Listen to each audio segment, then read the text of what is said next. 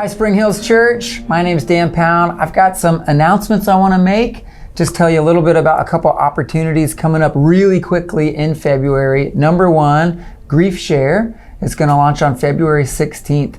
If you're dealing with the loss of a loved one, we really want you to know that you don't have to go through that grieving process alone. So please consider Grief Share. Also, Financial Peace University is going to launch on Sunday night, February 20th. And it's a great class, give you some tips and tricks and ideas of how to manage your finances and especially focus on how to get rid of debt. And we've got a family fun event that's coming up on the 26th of February. It's a Saturday morning from 8 a.m. to 10 a.m. at the Altitude Trampoline Park. We're very excited to get to return. We will do the dodgeball tournament and it's gonna be great. And I've got Pastor Tevis with me today. So Pastor Tevis runs our discipleship and connections here at Spring Hills Church. Now Tevis, you've been out of the office a lot recently, dealing with some stuff. Why don't you tell us a little bit about what you went through? Sure. As many of you may know, I had a stroke back in October and been out of commission there for a little while and just been a slow process of recovery. And when I went in for that stroke, I just had some other issues that also arose, like some swelling on the brain, and had to have emergency brain surgery. And it took about a month just being in the hospital at Mount Carmel East as well as Dodd Rehab Hospital, and just been a process from there to coming home and just still continually trying to recover. Wow. Well, a month in the hospital, brain surgery. I know a lot of different things can go wrong, but you can still speak. It feels really normal having conversation with you.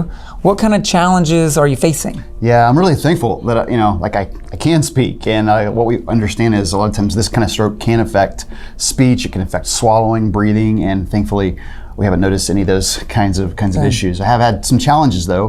One of those challenges is balance, just the balance issue, walking, and just trying to work on my therapies with that. And then the other issue really just has to do with the vision. And there's a prism on my glass lens because I see double vision. And we all know that seeing two of Dan, that's plenty. And so so I got the prism in here that helps me to see one of Dan as well as others, and that's really helping. But that's a process too, the vision. And in fact, I'm going to just do some therapies as well as go to some other specialists. And over time, we hope that'll recover. If not, may have to have surgery or make some other decisions. But we're just continually to pray for healing for that. Got it. So do we know what caused the stroke? Unfortunately, we don't. One of the causes of stroke can be an irregular heartbeat. And so I have a device in my chest that's helping to monitor the heartbeat in case that might be an issue. Okay. And then what about is it possible to prevent another one? Yeah, that's been a little bit frustrating for me because I was doing some things I thought to prevent this kind of thing from happening. Like exercise is one of the things that can help. Your eating, your diet, that kind of thing can help prevent a stroke. Yeah, and those were some of the things I was doing, and unfortunately I had that stroke. But the good thing is those kind of things that you do to prevent a stroke also help in the recovery from a stroke, and so it's really helped in that recovery process. Okay. Well, I know it's fun to have you back here and there in the building and get to do meetings with you and make plans.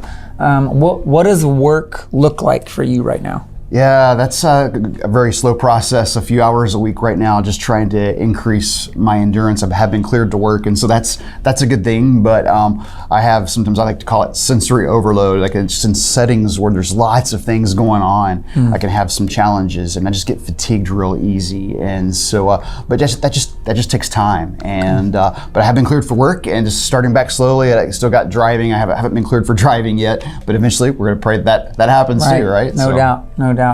Well, Pastor Tevis, I know every Sunday I get asked, how are you doing? Someone will stop me in the hallway and they just want an update. So thank you for the update. Thank you for coming in today. Is there a final message that you might have for the congregation? Sure.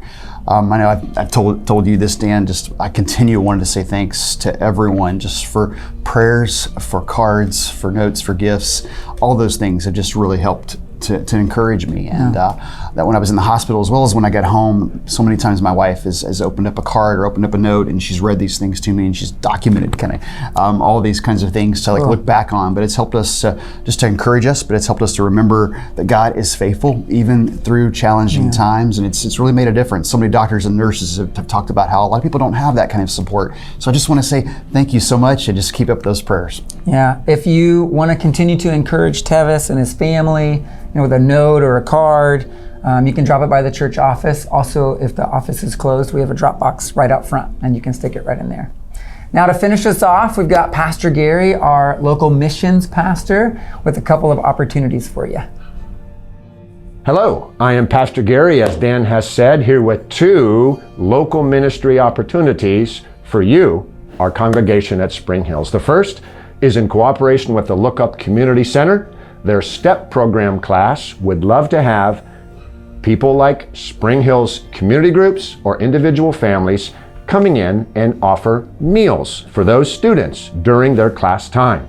From now to the end of May, the STEP program will have 15 participants.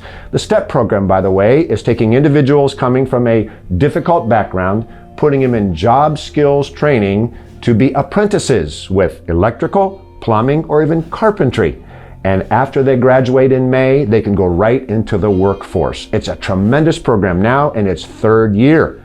But they would love to have faith-based partners like Spring Hills bring in a meal on a Monday evening or a Tuesday evening to have fellowship time with them as the body of Christ. So if anybody in a community group or family would love to provide a meal, contact me, Pastor Gary at Spring Hills, and I'll help you make it happen. Secondly, in our community, as you're well aware, we've got some cold, chilling nights taking place. We then have 2 warming centers in our community where the homeless are picked up, delivered, and then also moved back to a place where they can be for the day on the next morning. We need volunteers at these community warming centers. If the temperature is below 15 degrees, the warming centers are enacted. It's 2 local churches in Newark. So if you would have an interest on helping out during an evening or during transportation times in the delivery of them or taking them to their next location in the morning, let me know. I would love to put you on a list where you can engage in our warming centers, reaching out with the love of Christ to those in need on a cold, chilly night. God bless you all. Thank you.